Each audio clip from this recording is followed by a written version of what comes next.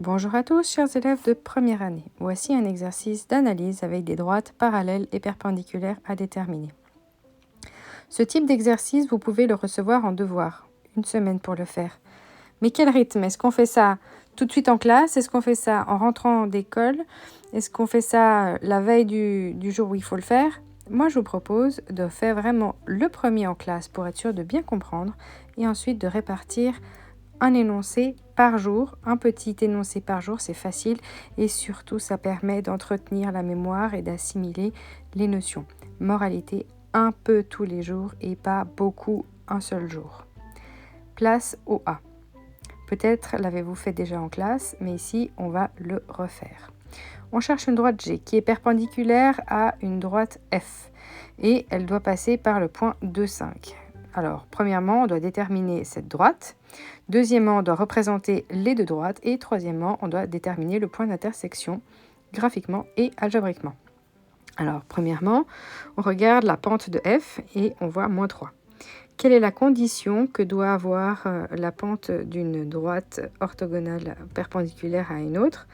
Eh bien, simplement, le produit des deux pentes doit donner moins 1. Donc, si la pente de F, c'est moins 3 et qu'on note M, la pente de la droite qu'on cherche, G, donc moins 3 fois M doit donner moins 1. Et on trouve M égale à 1 sur 3.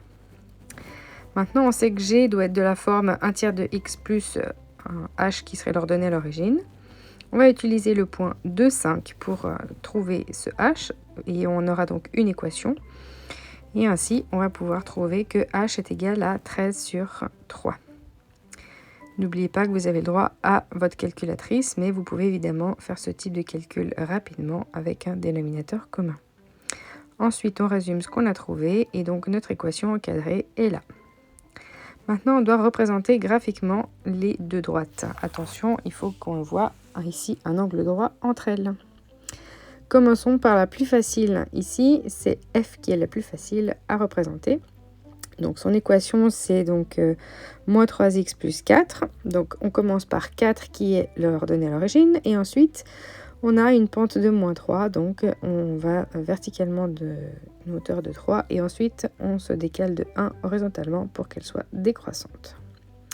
Ça, c'était la fonction f. C'était facile, on avait des jolis entiers.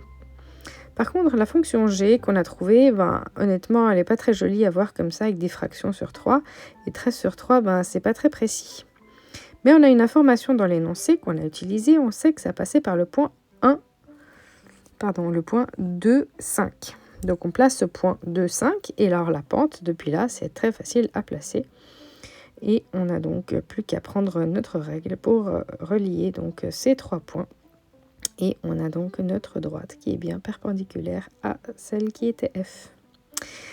Attention, n'oubliez pas d'utiliser un code couleur ou de noter donc les noms des droites pour savoir qui est F, qui est G.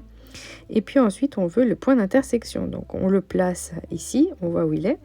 Et puis ensuite, on veut le calculer. Donc la résolution de l'équation f de x égale à g de x. Et c'est parti, ici on peut tout multiplier par 3 pour ne plus avoir de fractions. Et ensuite on résout rapidement. On a donc 10x égale à moins 1, ce qui donne la valeur de x égale à moins 1 sur 10. Donc on peut déjà l'inscrire dans l'ensemble intersection. Et ensuite on cherche la coordonnée y. On substitue donc cette valeur dans f ou dans g, comme vous voulez. Et on va trouver une valeur. Dénominateur commun ou calculatrice, c'est à vous de voir. Et c'est terminé pour cette première question.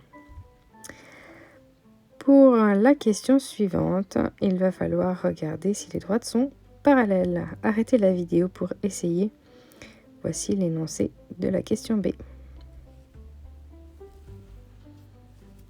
Place à la correction.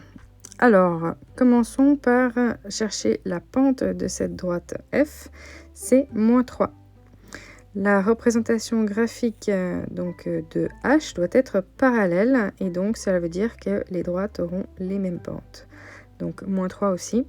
On sait qu'on peut donc écrire à moins 3x plus une hauteur H. Et maintenant on va utiliser le point 2, 5 et le substituer dans l'équation. Qu'est-ce qu'on obtient ici? Eh bien on obtient une équation et on va pouvoir trouver notre h. Donc ici, on obtient la valeur de 11 et on va pouvoir écrire l'équation h de x égale à moins 3x plus 11. N'oubliez pas de représenter les fonctions. Ici, clairement, il n'y aura pas de point d'intersection puisque les droites ne se croiseront pas. Et donc, ici, on commence par la fonction f avec l'ordonnée l'origine 4. Enfin, on l'a déjà représentée à la question A. Donc, c'est assez facile. Une droite décroissante, pente moins 3. Donc, moins 3, ça veut dire moins 3 sur 1. Et donc ici, si on va vers le bas avec 3, on va vers la droite avec 1. Si on va vers le haut avec 3, on va vers la gauche avec 1. Et donc on a nos 3 points, on prend la règle et on relie. On n'oublie pas que c'est un objet infini, donc tant qu'on a tracé des axes, il faut continuer à tracer aussi notre droite. On note bien sûr le nom de l'application de la droite. Et ensuite, on va avoir H. Donc H est ici avec une ordonnée origine de 11, elle est parallèle et donc ça va assez vite à représenter.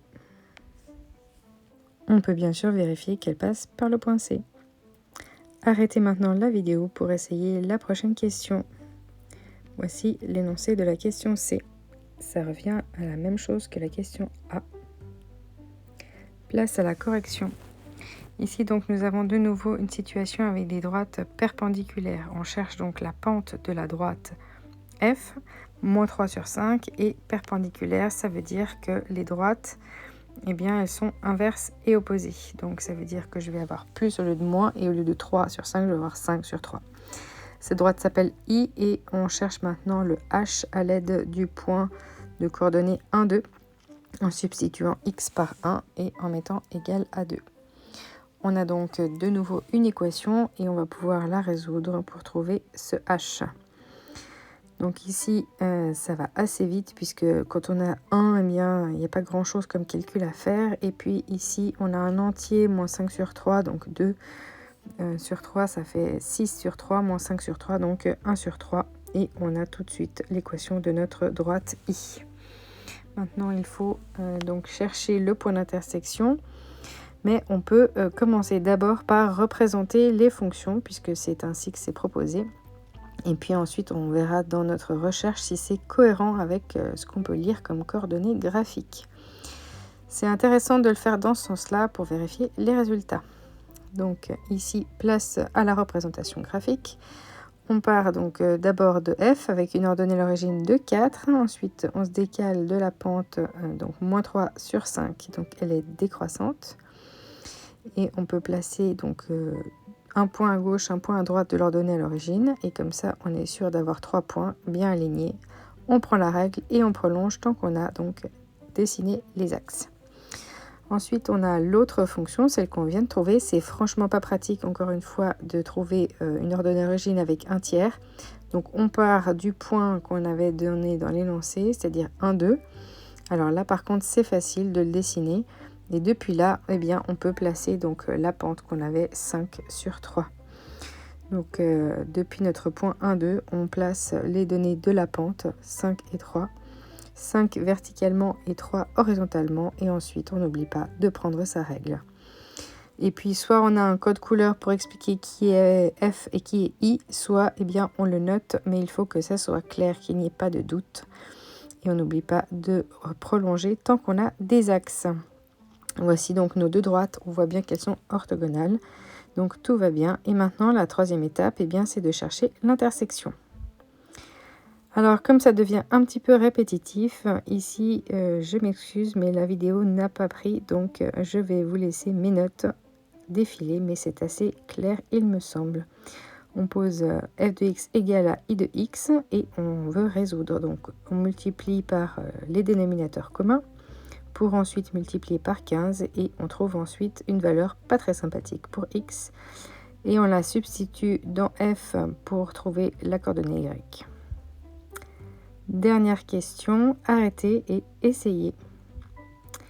Ici encore, je n'ai pas de vidéo à vous proposer, mais c'est assez rapide puisque ça correspond à la même méthode qu'au point C, enfin B, pardon, et donc l'exercice est terminé. J'espère que c'était clair. Belle révision à tous. Maths ou musique, c'est une question d'entraînement, alors entraînez-vous.